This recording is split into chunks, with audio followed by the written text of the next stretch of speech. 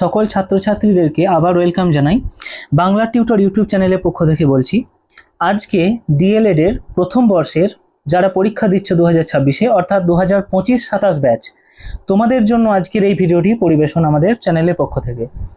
আজকে তোমাদের ফাইনাল পরীক্ষাকে সামনে রেখে পরিবেশ শিক্ষা যে বিষয়টি অর্থাৎ CPS 04, এই পরিবেশ শিক্ষা বিষয়ের 7 নম্বরের কিছু সাজেস্টিভ প্রশ্ন এবং তার উত্তর এই ভিডিওর মাধ্যমে তোমরা দেখতে পাবে। এই ভিডিওটি একটু দীর্ঘ হবে কারণ একটা ম্যারাথন ক্লাসের মতো চলবে। সমগ্র ভিডিওটিতে 7 নম্বরের প্রশ্ন এবং উত্তর সহ তোমাদের সাথে আলোচনা করা হবে। তা আশা করছি ভিডিওটা তোমাদের ভালো লাগবে। যদি ভালো লাগে অবশ্যই একটা লাইক করবে, আর কিছু বলার থাকলে অবশ্যই কমেন্ট করবে। ভিডিওর সাজেশনে যাওয়ার আগে প্রথমে পরীক্ষার নতুন ধরনের প্যাটার্ন সম্পর্কে 2-4 কথা তোমাদেরকে বলি। দেখো, বিগত বছরের অর্থাৎ আগের বছরে যারা 2025-এ ফার্স্ট ইয়ারের পরীক্ষা দিয়েছে তাদের প্রশ্ন তোমরা দেখলে বুঝতে পারবে যে প্রশ্ন কোথা থেকে দেওয়া হচ্ছে, সেই আঙ্গিকগুলোই বদল করা হয়েছে।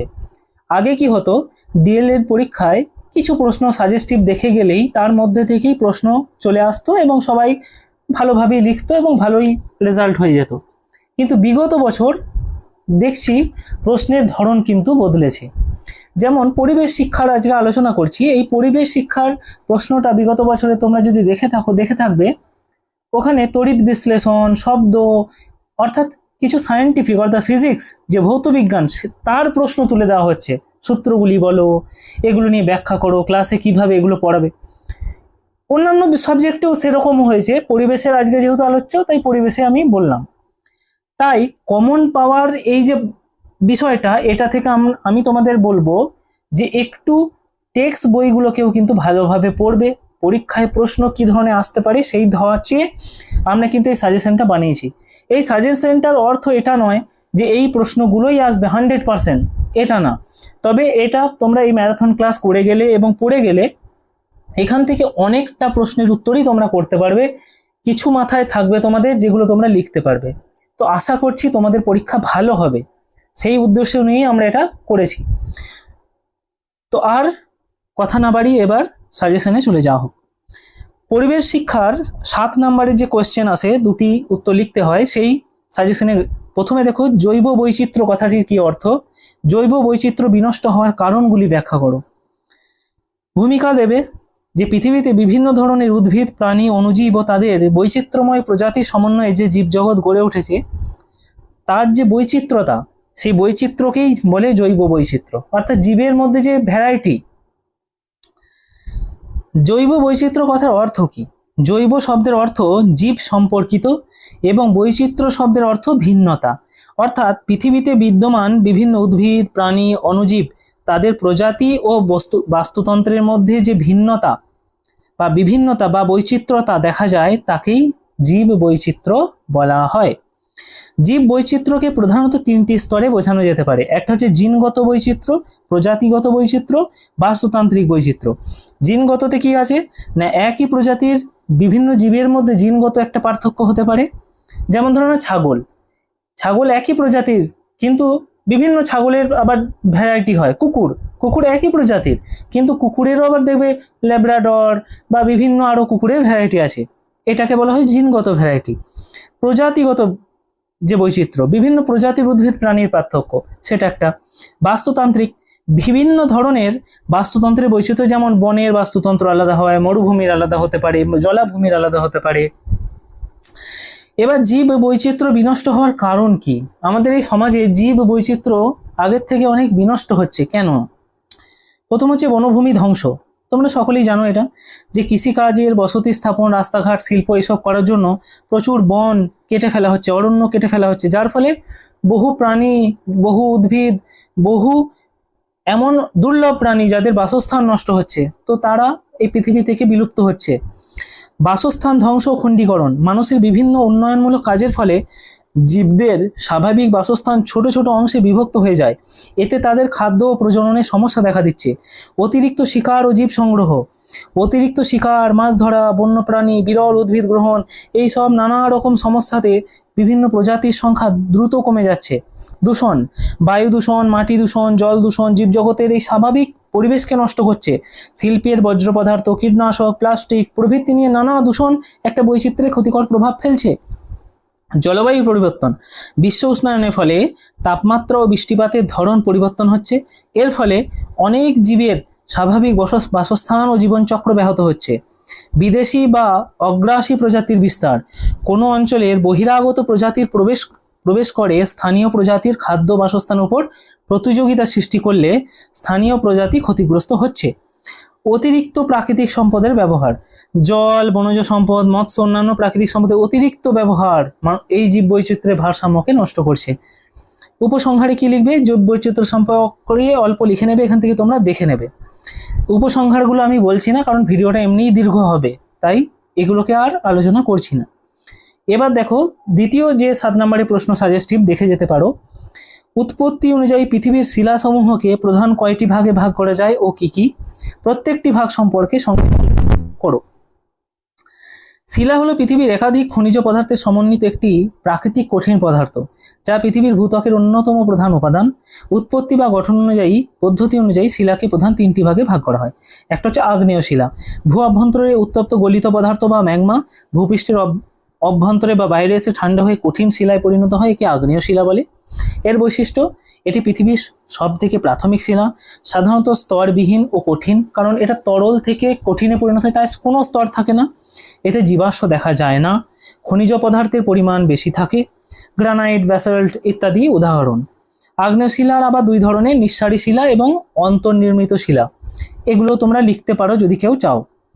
এবার পাললিক শিলা, মানে জল, বায়ু, নদী, হিমবাহ প্রভৃতির দ্বারা ক্ষয়প্রাপ্ত শিলার কণা, একদম সূক্ষ্ম কণা, চোখে দেখতে পাবো না, বিভিন্ন জৈব অজৈব পদার্থ এক জায়গায় সঞ্চিত হয়ে দীর্ঘদিন ধরে চাপে তাপে কঠিন শিলায় পরিণত হয়। মানে পলি থেকে যে শিলা কনভার্ট হচ্ছে সেটা পাললিক শিলা। বৈশিষ্ট্য কি?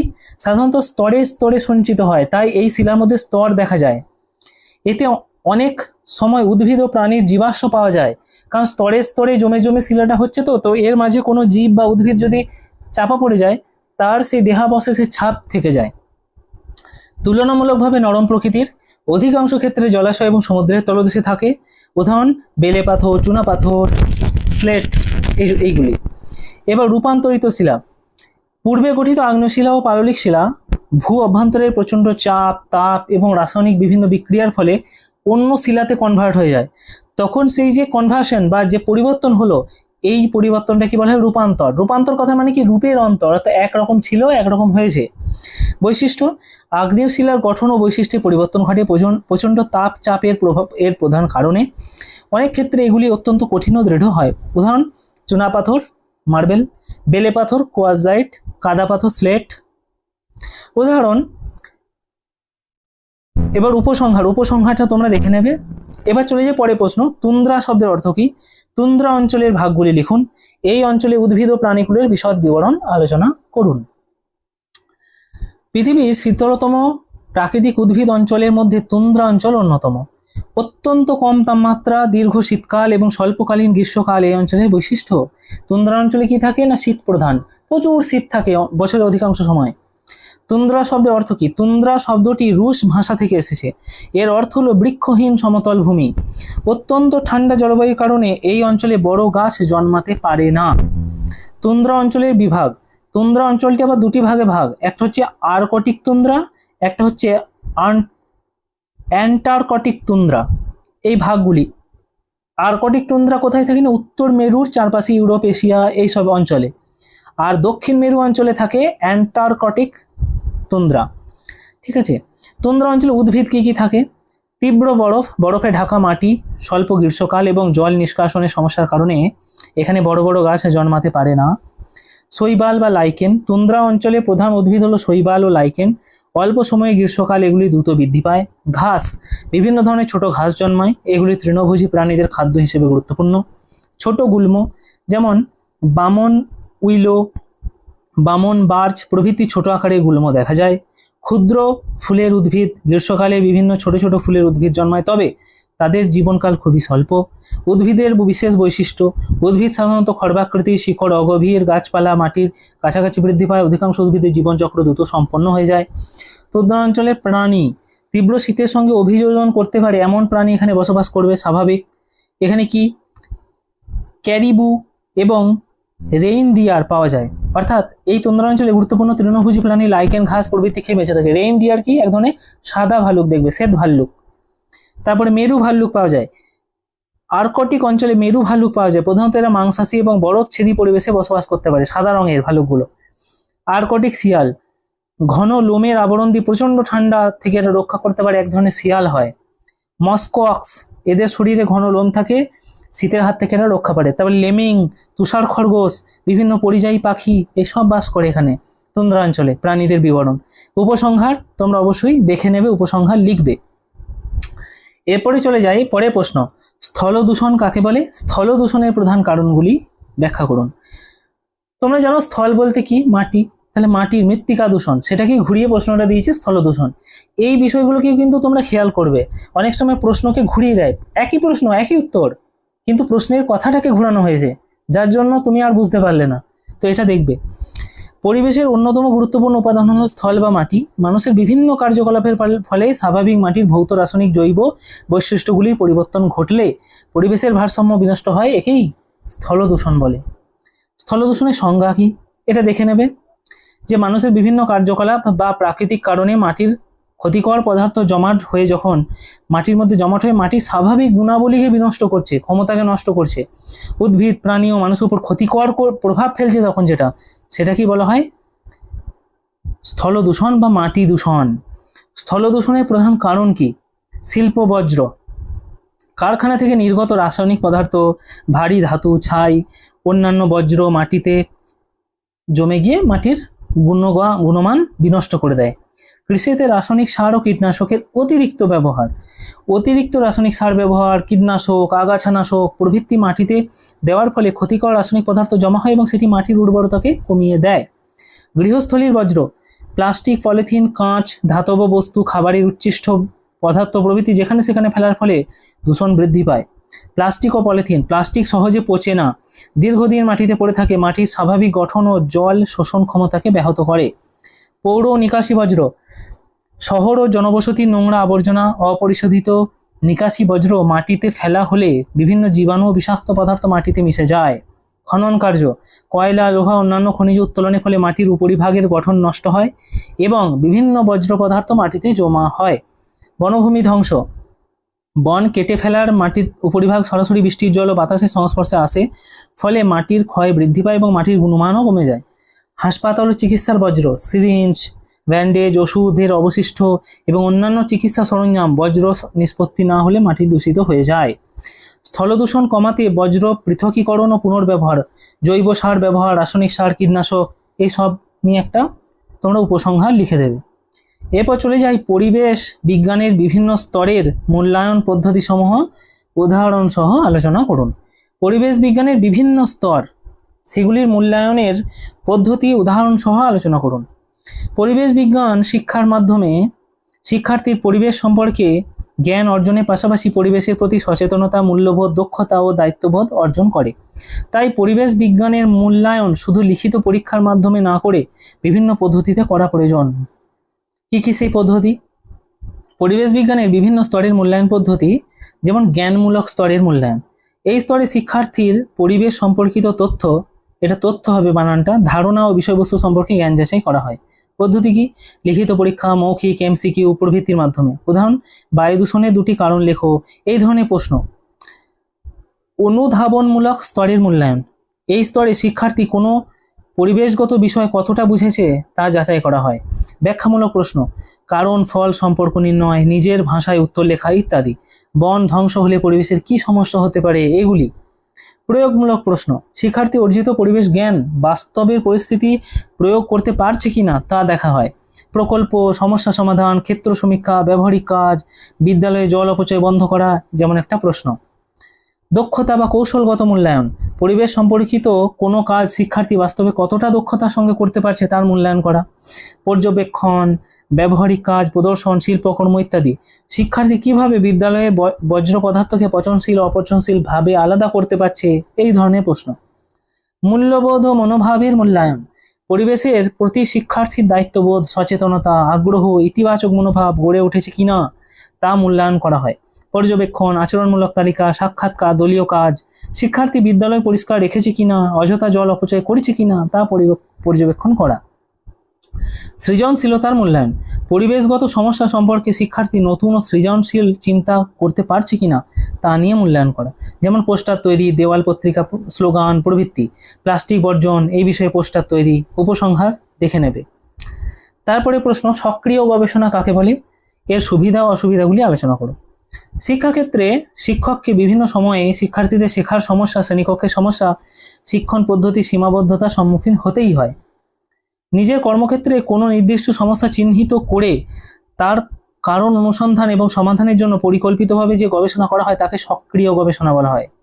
সক্রিয় গবেষণা কাকে বলে তাহলে, মনে করো নির্দিষ্ট একটা সমস্যা, যে এটা মনে করো পড়াতে গিয়ে একটা সমস্যা হচ্ছে, একটা বিশেষ কিছু সমস্যা হচ্ছে, সেটার সমাধান কি সেটা নিয়ে একটা গবেষণা তৈরি হলো, যে এই বিষয়ে একদম খাতা কলমে লিখে, সেটাকে সক্রিয় গবেষণা। সক্রিয় গবেষণা অর্থ কি? সক্রিয় গবেষণা হলো এমন এক ধরনের প্রয়োগমূলক গবেষণা যেখানে শিক্ষক বা সংশ্লিষ্ট ব্যক্তি নিজের কর্মক্ষেত্রের কোনো নির্দিষ্ট সমস্যা চিহ্নিত করে তার সমাধানের জন্য পরিকল্পনা গ্রহণ, তা প্রয়োগ, ফলাফল পর্যবেক্ষণ এবং প্রয়োজন অনুযায়ী পরিবর্তন করেন। উদাহরণ, কোনো শিক্ষক লক্ষ্য করলে যে তার শ্রেণীতে শিক্ষার্থীর বিজ্ঞান বিষয়ে দুর্বল, তিনি নতুন শিক্ষণ পদ্ধতি প্রয়োগ করলেন, যে বিজ্ঞানকে নতুনভাবে শিক্ষার্থীদের কাছে কিভাবে পেশ করা যায়। শিক্ষার্থীদের ফলাফল পর্যবেক্ষণ করলেন এবং প্রয়োজনে পদ্ধতি পরিবর্তন করলেন, এটাই সক্রিয় গবেষণা। সক্রিয় গবেষণার সুবিধা, বাস্তব সমস্যা সমাধান, শ্রেণীকক্ষ বা বিদ্যালয়ের বাস্তব সমস্যা সমাধান করতে সাহায্য করে। শিক্ষণ পদ্ধতির উন্নতি, শিক্ষক নিজেকে শিক্ষাদান পদ্ধতির দুর্বলতা চিহ্নিত করে তা উন্নত করতে পারেন। শিক্ষার্থীর শিখন উন্নত হয়, শিক্ষার্থীদের নির্দিষ্ট শেখার সমস্যা চিহ্নিত করে উপযুক্ত ব্যবস্থা নেওয়া যায়। শিক্ষকের পেশাগত উন্নতি, গবেষণার মাধ্যমে শিক্ষক নিজের কাজ সম্পর্কে সচেতন এবং এই নতুন পদ্ধতি সম্পর্কে অভিজ্ঞতা অর্জন করেন। দ্রুত ফল পাওয়া যায়, সাধারণত গবেষণার তুলনায় সক্রিয় গবেষণা নির্দিষ্ট স্থান সমস্যাকে কেন্দ্র করে পরিচালিত হওয়ায় দ্রুত কার্যকর ফল পাওয়া সম্ভব, কম খরচে করা যায়। ছোট পরিসরে নিজেদের বিদ্যালয় বা শ্রেণীকক্ষকে কেন্দ্র করে বলে সাধারণত বেশি অর্থের প্রয়োজন হয় না। সক্রিয় গবেষণার অসুবিধাগুলি কি কি? সীমিত পরিসর, অর্থাৎ সাধারণত একটি নির্দিষ্ট বিষয় নির্দিষ্ট শ্রেণী বিদ্যালয় সমস্যাকে কেন্দ্র করেই হয়, এর ফলে সব ক্ষেত্রে এটা প্রযোজ্য না হতেও পারে। সময়ের সমস্যা, শিক্ষকদের নিয়মিত শিক্ষাদানের পাশাপাশি গবেষণা করতে হয়, ফলে অতিরিক্ত সমস্যার সময়ের প্রয়োজন হয়ে যায় একটা। গবেষণার দক্ষতার অভাব, সব শিক্ষকের তো গবেষণা পদ্ধতি সম্পর্কে পর্যাপ্ত দক্ষতা থাকে না, জ্ঞানও থাকে না, তো সেটা একটা বিষয়। ব্যক্তিগত পক্ষপাতের সম্ভাবনা, গবেষক নিজেই শিক্ষক হওয়ায় তথ্য সংগ্রহ, ফলাফল বিশ্লেষণ ক্ষেত্রে যদি ব্যক্তিগত মতামত তিনি প্রভাব পড়তে পারে, সেটা মনে করে কেউ দেখালো যে বিজ্ঞানের ছাত্রদের এই সমস্যা হচ্ছে, সে নিজেই যেহেতু বিজ্ঞান পড়ায় সে একটু অন্যভাবে বলে দিল, তাহলে কি সেটা একটা সমস্যা হতে পারে। বৈজ্ঞানিক নিয়ন্ত্রণ কম, অনেক সময় নিয়ন্ত্রিত পরিবেশ গবেষণা করা সম্ভব হয় না, ফলে ফলাফলের নির্ভরযোগ্যতা কিছুটা কমতে পারে। সরি, উপসংহার তোমরা দেখে নেবে। আবার একটা প্রশ্ন এই সক্রিয় গবেষণা নিয়েই, সক্রিয় গবেষণার প্রকৃতি ও বৈশিষ্ট্যগুলি আলোচনা করুন। ওখানে ছিল সক্রিয় গবেষণা কাকে বলে, সুবিধা অসুবিধা, এটা বৈশিষ্ট্য। আগের প্রশ্নটাই থাকবে, শুধুমাত্র এখানে সক্রিয় গবেষণার প্রকৃতি এবং বৈশিষ্ট্যগুলি তোমরা যোগ করে দেবে। ওই সক্রিয় গবেষণা কাকে বলে এটা আগের প্রশ্নতেও ছিল। দেখো, প্রকৃতি কি? প্রয়োগমূলক প্রকৃতি, এর প্রধান উদ্দেশ্য বাস্তব সমস্যা সমাধান করা।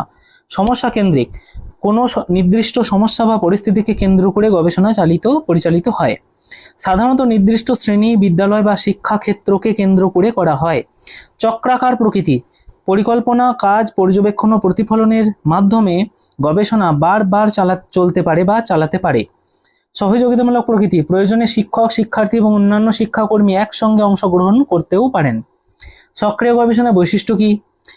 বাস্তব সমস্যার উপর ভিত্তি করে পরিচালিত হয়, গবেষক নিজেই সমস্যার সঙ্গে প্রত্যক্ষভাবে যুক্ত থাকেন, নির্দিষ্ট সীমিত ক্ষেত্রের মধ্যে পরিচালিত হয়, পরিকল্পিত ধারাবাহিক প্রক্রিয়া অনুসরণ করে সমস্যা সমাধান ও শিক্ষার মান উন্নয়ন এর প্রধান উদ্দেশ্য। পর্যবেক্ষণ ও মূল্যায়নের মাধ্যমে ফলাফল নির্ণয় হয়, প্রয়োজন অনুযায়ী পরিকল্পনা পরিবর্তন আনা যায় বা প্রয়োজন অনুযায়ী পরিকল্পনাকে পরিবর্তন করে দেওয়া যায়। শিক্ষকের পেশাগত দক্ষতা আত্মবিশ্লেষণের সুযোগ সৃষ্টি হয়।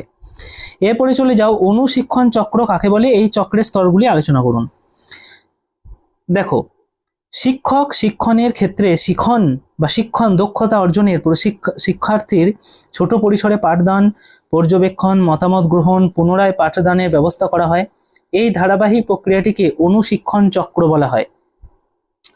অনুশিক্ষণ চক্রের সংজ্ঞা যদি আমরা বলি, অনুশিক্ষণ চক্র বা মাইক্রো টিচিং সাইকেল হলো এমন একটি প্রশিক্ষণ প্রক্রিয়া যেখানে প্রশিক্ষণার্থী বা যিনি শিক্ষক আর কি, তিনি পরিকল্পনা করে পাঠদান করেন, পাঠদানের পর প্রতিক্রিয়া বা ফিডব্যাক গ্রহণ করেন এবং সেই অনুযায়ী পুনরায় পাঠ পরিকল্পনা করেন, আবার পাঠদান করেন, আবার ফিডব্যাক গ্রহণ করেন, এভাবে চলতে থাকে।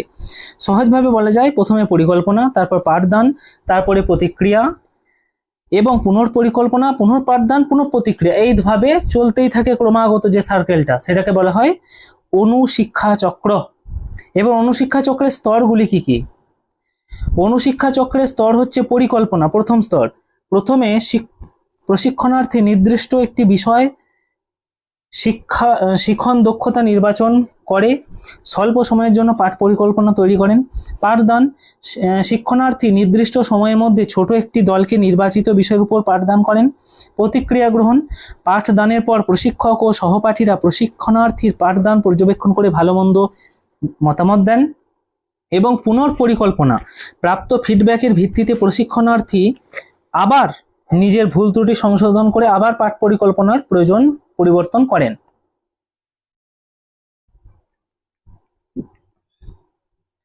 পুনঃপাঠদান, সংশোধিত পরিকল্পনা অনুযায়ী প্রশিক্ষণার্থী আবার একই বা অন্য ছোট দলের কাছে পাঠদান করেন। পুনঃপ্রতিক্রিয়া, পুনরায় পাঠদানের পর আবার প্রশিক্ষক ও সহপাঠীদের কাছ থেকে ফিডব্যাক নেওয়া হয়। চক্রটির গুরুত্ব কি? এর মধ্যে প্রশিক্ষণার্থী কি গুরুত্ব পায়? নিজের শিক্ষণ দক্ষতার দুর্বলতাগুলি সে বুঝতে পারে, ভুল সংশোধনের সুযোগ পায়, আত্মবিশ্বাস তার বৃদ্ধি পায়, কার্যকরভাবে পাঠদানের কৌশল আয়ত্ত করতে পারে। হ্যাঁ, উপসংহার তোমরা লিখে নেবে। এবার দেখো একটা প্রশ্ন 7 নম্বরে, আবার আবিষ্কার পদ্ধতি কাকে বলে? এই পদ্ধতির সুবিধা ও অসুবিধাগুলি ব্যাখ্যা করো বা আলোচনা করো।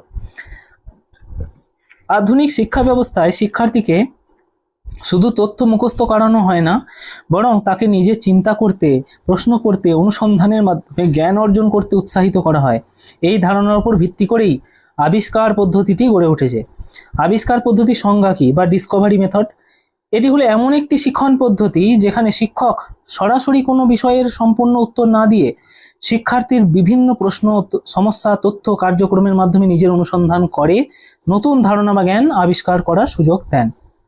উদাহরণ, শিক্ষক সরাসরি না বলে যে গাছের পাতা, সূর্যের আলো খাদ্য তৈরি করে, শিক্ষার্থীদের বিভিন্ন পরীক্ষা পর্যবেক্ষণের মাধ্যমে বিষয়টি বুঝতে সাহায্য করতে পারেন। আবিষ্কার পদ্ধতির সুবিধা কি? শিক্ষার্থী সক্রিয় হয়, অর্থাৎ যে শিক্ষার্থী অর্থাৎ ছাত্র সে নিজেই অনুসন্ধান করে কার্যক্রমে অংশগ্রহণ করে। স্থায়ী জ্ঞান অর্জন, নিজেই আবিষ্কার করে, ফলে শেখা বিষয়ে দীর্ঘদিন তার মনে থাকে। চিন্তা শক্তির বিকাশ, প্রশ্ন করা, বিশ্লেষণ করা, যুক্তি দিয়ে সিদ্ধান্ত নেওয়ার মতো ক্ষমতা তার বৃদ্ধি পায়। কৌতূহল বৃদ্ধি, নতুন কিছু জানার প্রতি শিক্ষার্থীর আগ্রহ, কৌতূহল বেড়ে যায়। সৃজনশীলতার বিকাশ, শিক্ষার্থী নিজের মতো করে সমস্যা সমাধানের চেষ্টা করে বলে সৃজনশীলতা বৃদ্ধি পায়। আত্মবিশ্বাস বৃদ্ধি পায়, নিজের প্রচেষ্টায় কোনো বিষয় আবিষ্কার করতে পারলে শিক্ষার্থীর আত্মবিশ্বাস আরও বেড়ে যায়। আবিষ্কার পদ্ধতির অসুবিধাগুলি কি কি? সময় সাপেক্ষ, অনুসন্ধান বা আবিষ্কারের মাধ্যমে শেখাতে সাধারণ বক্তৃতা পদ্ধতির তুলনায় অনেক বেশি সময় লাগে। সব বিষয়ের জন্য উপযুক্ত নয়, প্রতিটি বিষয়কে আবিষ্কার পদ্ধতির দ্বারা শেখানো সম্ভব হয় না। বেশি শিক্ষার্থী হলে সমস্যা হয়ে যায়। বড় শ্রেণীকক্ষ যদি হয়, সেখানে প্রত্যেককে ধরে ধরে এই আবিষ্কার পদ্ধতি শেখানো খুবই প্রবলেমের কাজ। শিক্ষকের দক্ষতার প্রয়োজন, সঠিক প্রশ্ন, সঠিক উপযুক্ত কার্যাবলী নির্বাচন করার জন্য শিক্ষকের বিশেষ দক্ষতার প্রয়োজন হয়। ধারণা সম্ভাবনা, সঠিক নির্দেশনা না পেলে শিক্ষার্থী ভুল সিদ্ধান্তে পৌঁছে যায়, এটা একটা অসুবিধা।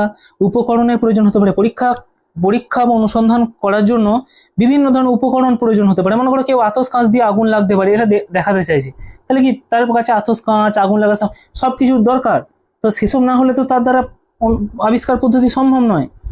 উপসংহার দেখে নেবে। এরপরে প্রশ্ন দেখো, এটা একটা নতুন প্রশ্ন, মানে এটা কখনো আগের ইয়ারে আসেনি, তবু আমি এই প্রশ্নটাকে তৈরি করলাম যে এই ধরনের একটা প্রশ্ন তোমাদের দিতে পারে, একবার দেখে রাখবে। ভিটামিন কাকে বলে? ভিটামিনের শ্রেণীবিভাগ করুন এবং প্রয়োজনীয়তা ও বৈশিষ্ট্যগুলি আলোচনা করুন। মানবদেহে স্বাভাবিক বৃদ্ধি ও বিকাশ এবং বিভিন্ন শারীরবৃত্তীয় কাজ সুষ্ঠুভাবে সম্পন্ন করার জন্য খাদ্যের বিভিন্ন পুষ্টির উপাদান প্রয়োজন হয়। তেমনি একটা গুরুত্বপূর্ণ খাদ্যের উপাদান হচ্ছে ভিটামিন। ভিটামিনের সংজ্ঞা: ভিটামিন হলো এমন একটি জৈব পদার্থ যা দেহের স্বাভাবিক বৃদ্ধি, বিপাক ক্রিয়া, রোগ প্রতিরোধ ক্ষমতা ও বিভিন্ন শারীরবৃত্তীয় কাজের জন্য অল্প পরিমাণে প্রয়োজন হয় এবং সাধারণত দেহে পর্যাপ্ত পরিমাণে তৈরি হয় না। ভিটামিনের শ্রেণীবিভাগ: ভিটামিন দ্রাব্যতার ভিত্তিতে দুই ভাগে ভাগ করা হয়। একটা হচ্ছে ফ্যাটে দ্রবীভূত বা যেটাকে বলা হয় স্নেহে দ্রবীভূত, আর একটা হচ্ছে জলে দ্রবীভূত। যে ভিটামিন চর্বি বা স্নেহ জাতীয় পদার্থে দ্রবীভূত হয়ে যায় তাকে ফ্যাটে দ্রবীভূত ভিটামিন বলা হয়, যেমন ADE, আর যেগুলি জলে দ্রবীভূত হয়ে যায় যেমন B, C এগুলি। ভিটামিনের প্রয়োজনীয়তা কি? ভিটামিন কি কাজ করে তোমরা সকলেই জানো। দেহের বৃদ্ধি বিকাশে সাহায্য করে একটি শিশুর। বিপাক প্রক্রিয়া: দেহের শর্করা, প্রোটিন, চর্বির বিপাক মানে হজম করতে দেহ সাহায্য করে। রোগ প্রতিরোধ ক্ষমতা বাড়ায়। A, C এই সব ভিটামিনগুলো কি করে? আমাদের ইমিউনিটি বাড়াতে সাহায্য করে। হাড় ও দাঁতের স্বাস্থ্য: ভিটামিন ডি ক্যালসিয়াম ও ফসফরাস বিপাকে সাহায্য করে এবং হাড় ও দাঁতের স্বাভাবিক গঠনে গুরুত্বপূর্ণ ভূমিকা পালন করে। রক্ত জমাট বাঁধতে সাহায্য করে। ভিটামিন কে যেমন এটা থ্রোম্বোসিস হতে সাহায্য করে, অর্থাৎ কারো কেটে গেল, রক্ত জমাট বাঁধছে, কিছুক্ষণ পরে দেখবে রক্ত বন্ধ হয়ে গেল, এটা মানে কি জমাট বেঁধে গেল, কিন্তু কেটে গেল, রক্ত জমাট বাঁধছে না, তখন ভিটামিন কে এর অভাবজনিত কারণ হতে পারে। চোখের স্বাস্থ্য: ভিটামিন এ দৃষ্টিশক্তি ভালো রাখে। ভিটামিনের বৈশিষ্ট্য কি? অতি অল্প পরিমাণে প্রয়োজন হয়। এগুলি মূলত জৈব পদার্থ। অধিকাংশ ভিটামিন খাদ্য থেকে পাওয়া যায়। শরীরের স্বাভাবিক বৃদ্ধি ও বিপাক ক্রিয়া গুরুত্বপূর্ণ ভূমিকা পালন করে। ভিটামিনের অভাবে বিভিন্ন অভাবজনিত রোগ হতে পারে। স্নেহ দ্রবীভূত ভিটামিন দেহে সঞ্চিত হতে পারে। জলে দ্রবীভূত ভিটামিন দেহের পরিমাণ বেশি সঞ্চিত থাকে না। অতিরিক্ত কিছু ভিটামিন গ্রহণ করলে ক্ষতিকর প্রভাব হতে পারে, অর্থাৎ যেটাকে বলা হয় ভিটামিন টক্সিসিটি। কারোর প্রয়োজন নেই, সে ভিটামিন সি খেয়েই যাচ্ছে, তখন টক্সিসিটি হবে। আর একটা নতুন প্রশ্ন দেখো ধরা হয়েছে, এটাও দেখতে পারো, এই ধরনের প্রশ্ন আসতে পারে। অপুষ্টি কাকে বলে? এই প্রশ্নটা কি ঘুরিয়ে দিতে পারে। ঊনপুষ্টি কাকে বলে? ঊনপুষ্টির ক্ষতিকারক প্রভাবগুলি লেখো। সুস্থভাবে বেঁচে থাকার জন্য মানুষের খাদ্যে শর্করা, প্রোটিন, চর্বি, ভিটামিন, খনিজ লবণ, জল সবকিছু থাকা প্রয়োজন। এগুলি খাদ্যে যদি কোনো কিছু উপাদানের অভাব চলে দীর্ঘদিন ধরে, তাহলে তার শারীরিক অবস্থা একটা ভারসাম্যহীনতা তৈরি হয়। এটা কি অপপুষ্টি বা ঊনপুষ্টি বা অপুষ্টি, যা বলবে। অপপুষ্টির সংজ্ঞা কি? অপুষ্টির সংজ্ঞা হচ্ছে খাদ্যের মাধ্যমে দেহের প্রয়োজনীয় পুষ্টি উপাদান পর্যাপ্ত বা সঠিক অনুপাতে না পাওয়ার ফলে দেহের স্বাভাবিক বৃদ্ধি, বিকাশ ও কার্যকলাপ ব্যাহত হয়, তাকে অপুষ্টি বলা হয়। অপুষ্টি শুধু খাদ্যের অভাবের কারণে নয়, অতিরিক্ত ভারসাম্যহীন খাদ্যের গ্রহণের কারণেও হতে পারে। যেমন এবার এই যে অপুষ্টি হলে এর ক্ষতিকর কি প্রভাব পড়তে পারে? শারীরিক বৃদ্ধি ব্যাহত হতে পারে। শিশুদের অপুষ্টির ক্ষেত্রে উচ্চতা, ওজন বৃদ্ধি পাওয়া বন্ধ হয়ে যাবে। দুর্বলতা ও কর্মক্ষমতা হ্রাস: শরীর দুর্বল হয়ে যাচ্ছে, ক্লান্তি, কর্মক্ষমতা হ্রাস পাচ্ছে। রোগ প্রতিরোধ ক্ষমতা কমে যেতে পারে। অল্পতেই সে রোগগ্রস্ত হয়ে যাচ্ছে, এমন হতে পারে। মানসিক বিকাশে বাধা: শিশুর মস্তিষ্কের স্বাভাবিক বিকাশ ব্যাহত হতে পারে এবং শেখার ক্ষমতা, মনোযোগ কমে যেতে পারে। ওজনের অস্বাভাবিকতা হতে পারে। অপপুষ্টির ফলে অতিরিক্ত কম ওজন বা কোনো কোনো ক্ষেত্রে অতিরিক্ত ওজন দেখা দিতে পারে। ক্ষত সারতে দেরি হতে পারে, বিশেষ করে প্রোটিন ও ভিটামিনের ঘাটতি হলে শরীরে ক্ষত সারাতে অনেক সময় লেগে যেতে পারে। অপপুষ্টিজনিত কি কি রোগ হতে পারে? যেমন ধরুন কোয়াসিকিওর বলে একটি রোগ হয়, এটা প্রোটিনের ঘাটতির ফলে হয়। ম্যারাসমাস সাধারণত শক্তি, প্রোটিন, এনার্জি যেটাকে বলে ক্যালোরি এর অভাবে হয়ে যায়। রিকেটস এটা ভিটামিন ডি এর অভাবে হয়। হাড় দুর্বল এবং গঠন ঠিক হয় না। স্কারভি ভিটামিন সি এর অভাবে মুখে ঘা হয়, মুখ দিয়ে ঘা থেকে রক্ত পড়ে। রাতকানা ভিটামিন এর অভাবে হয়, অল্প আলোতে দেখতে পায় না।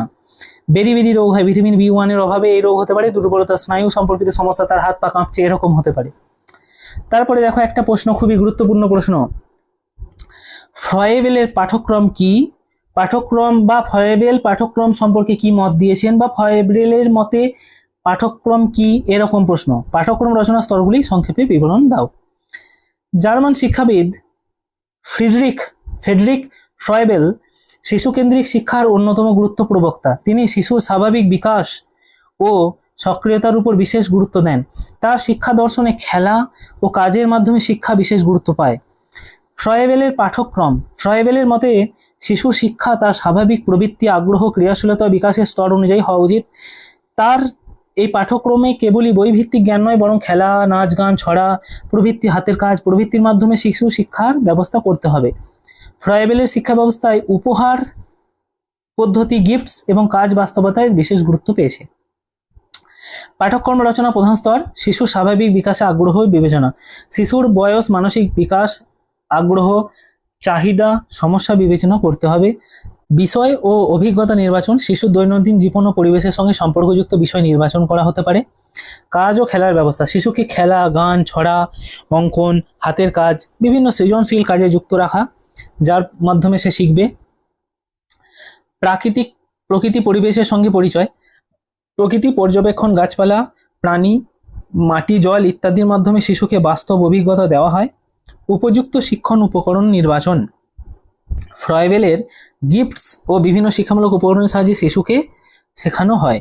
সামাজিক ও নৈতিক বিকাশ দলগত কাজ ও সহযোগিতার মাধ্যমে শিশুর সামাজিকতা, সহযোগিতা, শৃঙ্খলা ও নৈতিক গুণাবলীর বিকাশ ঘটানো হয়। মূল্যায়ন শিশুর কাজ, অংশগ্রহণ, আচরণ, বিকাশ ও পর্যবেক্ষণ করে তাদের অগ্রগতি মূল্যায়ন করা হয়। উপসংহার তোমরা লিখে দেবে। এবার আরেকটা নতুন প্রশ্ন দেখো ধরা হয়েছে, যেটা তোমরা দেখতে পারো, অবশ্যই দেখে যাবে একবার। খাদ্য শৃঙ্খল কাকে বলে? খাদ্য শৃঙ্খল কত প্রকারের ও কি কি? উদাহরণ সহ আলোচনা করো। প্রকৃতিতে কোনো জীব একা বেঁচে থাকে না। একটি জীবের খাদ্যের জন্য পরস্পরের উপর প্রত্যক্ষ বা পরোক্ষভাবে নির্ভরশীল। একটি জীব অন্য জীবকে খাদ্য হিসেবে গ্রহণ করার ফলে শক্তি এক জীব থেকে অন্য জীবের শরীরে প্রভাবিত হয়। এই ধারাবাহিক সম্পর্ককেই খাদ্য শৃঙ্খল বলা হয়। খাদ্য শৃঙ্খলের সংজ্ঞা বাস্তুতন্ত্রে খাদ্য ও শক্তির জন্য এক জীব অন্য জীবের উপর নির্ভরশীল এবং এক জীব অপরকে জীবকে খাদ্য হিসেবে গ্রহণ করায় যে ধারাবাহিক সম্পর্ক গড়ে ওঠে তাকে খাদ্য শৃঙ্খল বা ফুড চেইন বলা হয়। উদাহরণ যেমন ঘাস ফড়িং খায়, ফড়িংকে ব্যাঙ খায়, ব্যাঙকে সাপ খায়, সাপকে বাজ পাখি খায়। এখানে ঘাস উৎপাদক এবং পরবর্তী জীবগুলি হলো বিভিন্ন স্তরের খাদক। খাদ্য শৃঙ্খল প্রধানত কত প্রকারে? খাদকের উৎস শক্তির প্রবাহের ভিত্তিতে খাদ্য শৃঙ্খল প্রধানত দুই ধরনের হয়। একটা হচ্ছে চারণ খাদ্য শৃঙ্খল বা যেটাকে গ্রাজিং ফুড চেইন বলা হয়। যে খাদ্য শৃঙ্খলে সবুজ উদ্ভিদ বা উৎপাদক দিয়ে শুরু হয়ে তৃণভোজী প্রাণী এবং পরবর্তী খাদকদের মধ্যে বিস্তৃত হয় তাকে চারণ খাদ্য শৃঙ্খল বলে। যেমন ঘাস, ঘাস ফড়িং, ব্যাঙ, সাপ, বাজ পাখি, এটা বলা হলো। এখানে ঘাস উৎপাদক, ঘাস ফড়িং প্রাথমিক, ব্যাঙ দ্বিতীয় স্তরের, সাপ তৃতীয় স্তরের খাদক। আর একটা হচ্ছে মৃতজীবী বা ডেট্রেটাস খাদ্য শৃঙ্খল। এখানে মৃত উদ্ভিদ বা প্রাণীর দেহাবশেষ থেকে বা জৈব আবর্জনা থেকে যে খাদ্য শৃঙ্খল শুরু হয় তাকে মৃতজীবী বা ডেট্রেটাস খাদ্য শৃঙ্খল বলা হয়। যেমন মৃত পাতা, পাতা থেকে কেঁচো, কেঁচো থেকে ব্যাঙ, থেকে সাপ, থেকে বাজ পাখি, এইভাবে। এক্ষেত্রে মৃত উদ্ভিদ বা প্রাণীর দেহাবশেষ প্রথমে ডেট্রেটাস বা মৃত জীবী ভোজী প্রাণী গ্রহণ করে এবং পরবর্তীতে সেই খাদক অন্য প্রাণীগুলি খাদ্য হিসেবে গ্রহণ করে। খাদ্য শৃঙ্খলের গুরুত্ব বাস্তুতন্ত্রের শক্তি প্রবাহে সাহায্য করে, জীবেদের পারস্পরিক নির্ভরশীলতা বজায় রাখে, বাস্তুতন্ত্রের ভারসাম্য রক্ষা করে, খাদ্য জালের গঠন করে এবং পরিবেশের বিভিন্ন অবস্থান নির্ধারিত করতে সাহায্য করে। এবার দেখো পরিবেশবিদ্যার একটা প্রশ্ন, এটা খুবই গুরুত্বপূর্ণ প্রশ্ন। পরিবেশবিদ্যার লক্ষ্য উদ্দেশ্যগুলি আলোচনা করো। আমরা যে পরিবেশবিদ্যা পড়ছি এর লক্ষ্য কি, মানে এর কি কাজ এবং কেন পড়বো এই পরিবেশবিদ্যা, সেটা নিয়ে এখানে বলা হয়েছে। মানুষ তার চারপাশে প্রাকৃতিক, সামাজিক, সাংস্কৃতিক পরিবেশের মধ্যে ঘনিষ্ঠ সম্পর্ক রয়েছে। পরিবেশের সম্পর্কে জ্ঞান, সচেতনতা, মূল্যবোধ ও দায়িত্ববোধ গড়ে তোলাই পরিবেশবিদ্যার প্রধান উদ্দেশ্য। পরিবেশবিদ্যার লক্ষ্য কি? পরিবেশবিদ্যার প্রধান লক্ষ্য হলো শিক্ষার্থীদের পরিবেশ সম্পর্কে সচেতন করে তোলা, পরিবেশের ভারসাম্য রক্ষা, সংরক্ষণ, দায়িত্বশীল নাগরিক হিসেবে গড়ে তোলা। পরিবেশবিদ্যার উদ্দেশ্য কি? পরিবেশ সম্পর্কে জ্ঞান প্রদান, শিক্ষার্থীর প্রাকৃতিক ও সামাজিক পরিবেশের বিভিন্ন উপাদান সম্পর্কে সঠিক ধারণা দেওয়া, পরিবেশের সচেতনতা বৃদ্ধি করা, যেমন জলবায়ু, মাটি, বন, বৈচিত্র্য প্রভৃতি সম্পর্কে সচেতন থাকা, পরিবেশের প্রতি ইতিবাচক মনোভাব গড়ে তোলা, প্রাকৃতিক ও জীবজগতের প্রতি ভালোবাসা, সহানুভূতি ও দায়িত্ববোধ তৈরি করা, পরিবেশগত সমস্যার জ্ঞান, দূষণ, বনভূমি ধ্বংস, জলবায়ু পরিবর্তন, বজ্র সমস্যা প্রভৃতি পরিবেশগত সমস্যা শিক্ষার সম্পর্কে শিক্ষার্থীদের অবহিত করা, সমস্যা সমাধানের দক্ষতা বৃদ্ধি, পরিবেশের বিভিন্ন সমস্যা চিহ্নিত করে তার সম্ভাব্য সমাধান খুঁজে বের করা হলো দক্ষতা গড়ে তোলা, পরিবেশের সংরক্ষণের অভ্যাস গঠন, জল অপচয় বন্ধ করা, বিদ্যুৎ সাশ্রয় করা, গাছ লাগানো, প্লাস্টিকের ব্যবহার কমানো, বজ্র যথাযথ না ফেলা, এসব শেখায়। বৈজ্ঞানিক দৃষ্টিভঙ্গি গড়ে তোলা, পরিবেশ নিয়ে বিভিন্ন যে কুসংস্কার সেগুলো ভুলে গিয়ে পর্যবেক্ষণ, বিশ্লেষণ, যুক্তির মাধ্যমে বিভিন্ন বোঝার ক্ষমতা তৈরি করা, প্রাকৃতিক সম্পদের সঠিক ব্যবহার শেখানো, মাটি, জল, বন, খনিজ সম্পদ প্রভৃতি অপচয় রোধ করে সঠিক তাদের ব্যবহার শেখানো, সামাজিক দায়িত্ববোধ সৃষ্টি, পরিবেশ রক্ষার ব্যক্তি, পরিবার, বিদ্যালয় ও সমাজের সম্মিলিত ভূমিকা সম্পর্কে শিক্ষার্থীদের সচেতন করা, টেকসই উন্নয়নের ধারণা, বর্তমান প্রজন্মের প্রয়োজন মেটানোর পাশাপাশি ভবিষ্যৎ প্রজন্মের কথাও ভাবার যে মানসিকতা সেটা পরিবেশ শিক্ষা থেকেই পাওয়া যায়। এরপরে দেখো প্রকল্প পদ্ধতি কাকে বলে, এই পদ্ধতির প্রধান স্তরগুলি আলোচনা করে পরিবেশ শিক্ষা পাঠদান এই পদ্ধতি কতটা প্রাসঙ্গিক তা আলোচনা করো। এই প্রশ্নটা খুবই গুরুত্বপূর্ণ, দেখে যেতে পারো অবশ্যই। শিক্ষার্থীদের বাস্তব অভিজ্ঞতার মাধ্যমে শেখানো আধুনিক শিক্ষার একটি গুরুত্বপূর্ণ বৈশিষ্ট্য। প্রকল্প পদ্ধতিতে শিক্ষার্থীরা কোনো নির্দিষ্ট সমস্যা বা বিষয়কে কেন্দ্র করে পরিকল্পিতভাবে কাজ করে এবং কাজের মাধ্যমে জ্ঞান ও দক্ষতা অর্জন করে।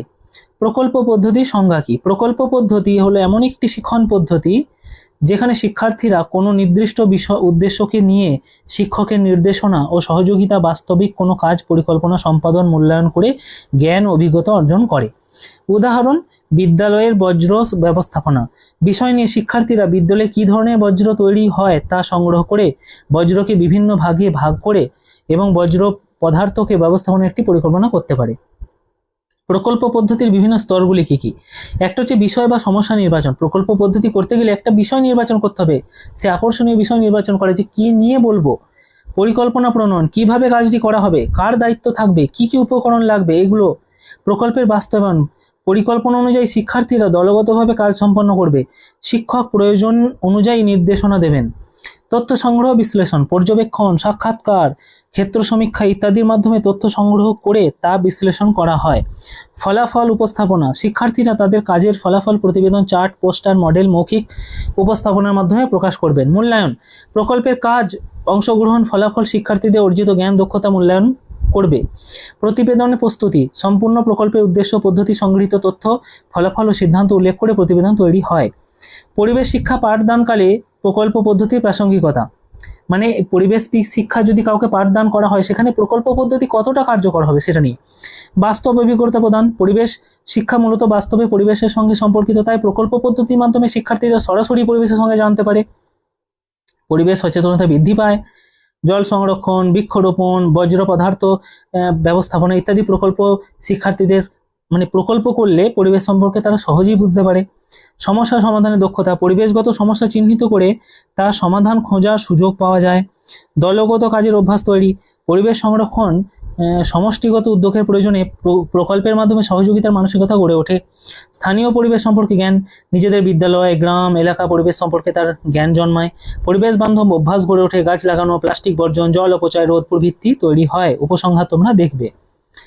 এরপরে দেখো সমস্যা সমাধান পদ্ধতি কাকে বলে, এই পদ্ধতি আলোচনা করুন। পরিবেশ শিক্ষায় এই পদ্ধতি কতটা প্রাসঙ্গিক তা আলোচনা করো। পরিবেশের বিভিন্ন ধরনের সমস্যা রয়েছে, যেমন জল দূষণ, প্লাস্টিক দূষণ, বায়ু দূষণ, জল অপচয়, বজ্র সমস্যা। শিক্ষার্থীদের এসব সমস্যা সম্পর্কে শুধু জ্ঞান না দিয়ে সমস্যার কারণ খুঁজে সমাধানের পথ বের করতে শেখানো প্রয়োজন। সমস্যা সমাধান পদ্ধতি এই উদ্দেশ্যই কার্যকর। সমস্যা সমাধান পদ্ধতি কাকে বলে?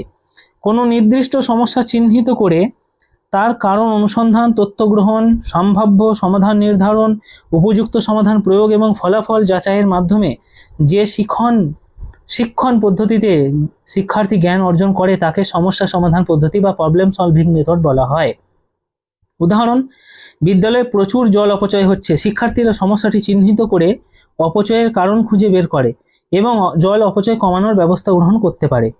সমস্যা সমাধান পদ্ধতির প্রধান ধাপ: সমস্যা চিহ্নিতকরণ, প্রথমে নির্দিষ্ট সমস্যাটি চিহ্নিত করা, সমস্যার বিশ্লেষণ করা, সমস্যার কারণ প্রকৃতি সম্পর্কে তথ্য গ্রহণ করা, সম্ভাব্য সমাধান নিরীক্ষণ করা, অর্থাৎ সমস্যার যে কী সমাধান হতে পারে সেই বিষয়ে চিন্তা করা, সর্বোত্তম সমাধান নির্বাচন, সম্ভাব্য সমাধানগুলির মধ্যে কার্যকর ও বাস্তবসম্মত সমাধান নির্বাচন করা, সমাধান প্রয়োগ, নির্বাচিত সমাধান বাস্তবে প্রয়োগ করা হয়, ফলাফল যাচাই, সমাধান প্রয়োগের পর সমস্যার কতটা উন্নতি হয়েছে তা পরীক্ষা করা, সিদ্ধান্ত গ্রহণ, ফলাফলের ভিত্তিতে চূড়ান্ত সিদ্ধান্ত নেওয়া হয় এবং প্রয়োজন হলে নতুন ব্যবস্থা গ্রহণ করা হয়।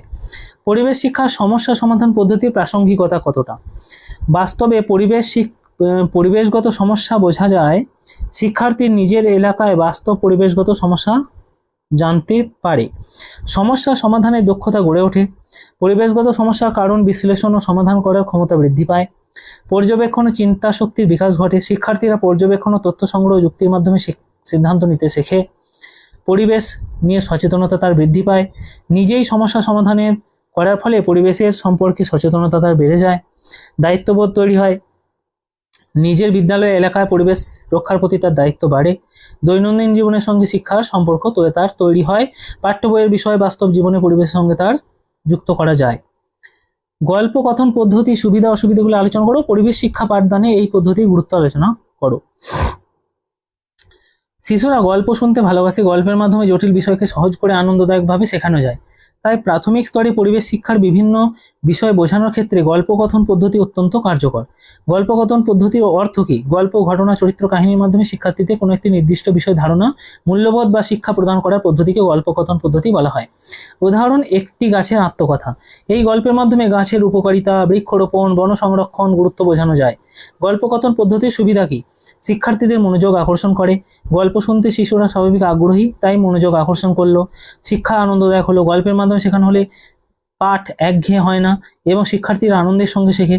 বিষয় সহজে বোঝানো যায়। কঠিন বিষয়কে গল্পের মাধ্যমে সহজে বোঝে। স্মৃতি শক্তি বৃদ্ধি করে। গল্পের ঘটনা চরিত্রগুলি সহজে মনে রাখে বলে শেখা বিষয়টা বেশি দিন স্মরণে থাকে। কল্পনা শক্তি বৃদ্ধি করে। গল্পের চরিত্র ঘটনা সম্পর্কে চিন্তা করতে গিয়ে শিশুর কল্পনা শক্তির বিকাশ ঘটে। নৈতিক মূল্যবোধ গড়ে তোলে। গল্পের মাধ্যমে প্রকৃতিপ্রেমী, জীবের প্রতি সহানুভূতিশীল, পরিচ্ছন্ন এবং দায়িত্ববোধ মূল্যবোধ গড়ে তোলা যায়। গল্প কথন পদ্ধতি অসুবিধা কী কী হতে পারে? সব বিষয়কে গল্পের মাধ্যমে শেখানো যায় না, এটা একটা সমস্যা। কিছু বৈজ্ঞানিক ব্যবহারিক বিষয় ক্ষেত্রে তা পর্যবেক্ষণ এবং পরীক্ষার প্রয়োজন হয়, যেটা গল্পের মাধ্যমে করা যায় না। শিক্ষার্থীরা সক্রিয় অংশগ্রহণ কম হতে পারে।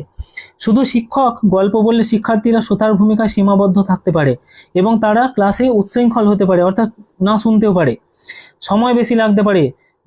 ভালো গল্প নির্বাচন, প্রস্তুতি, উপস্থাপনা একটা সময় লাগবে। ভুল তথ্যের সম্ভাবনা। শিক্ষক যথাযথভাবে গল্প নির্বাচন না করলে ভুল এবং অবৈজ্ঞানিক ধারণা তাদের মধ্যে তৈরি হয়ে যেতে পারে। শিক্ষকের দক্ষতা প্রয়োজন। আকর্ষণীয়ভাবে গল্প বলার জন্য কণ্ঠস্বর, অভিব্যক্তি, উপস্থাপনার দক্ষতার কিন্তু প্রয়োজন হয়। প্রাথমিক পরিবেশ শিক্ষা দানে গল্পকথন পদ্ধতির গুরুত্ব কী?